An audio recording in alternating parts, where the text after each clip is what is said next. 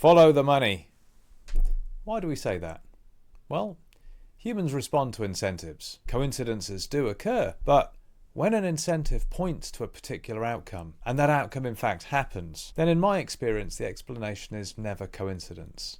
It's almost always someone pursuing their objectives. So, if you want to understand a complex or opaque situation, following the money allows you to find the incentives. And if you find the incentives, you will have an understanding of who did what and why. Economics ties itself in knots trying to see the world in terms of trade-offs between real things. For example, a consumer trying to maximize their welfare by choosing between chocolate bars or bananas. That's the classic example we used in university. Or choosing between leisure time and consumption. But humans don't work like that.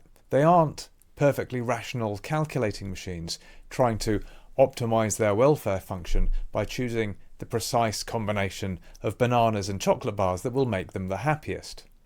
And the macroeconomy really doesn't work like that. Instead, follow the money and all will be revealed. Let me give you a concrete example. Rachel Reeves is about to announce her budget, and it's widely anticipated that she's going to hike various taxes in an attempt to try and reduce the nation's debt burden.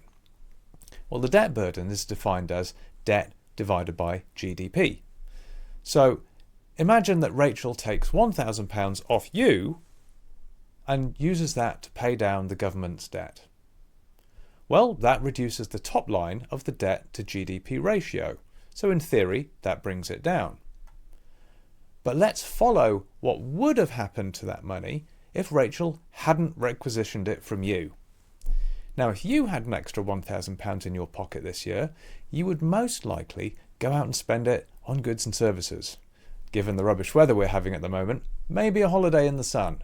That spending adds to the country's GDP. So by taking that £1,000 from you, Rachel is also reducing GDP by £1,000. So the bottom line of the ratio also reduces, which means that the ratio doesn't move at all. This is just basic arithmetic. Now, the Tories ran this experiment for 6 long years, in which they inflicted austerity policies on the country, and the debt to GDP ratio climbed in a straight line the whole time.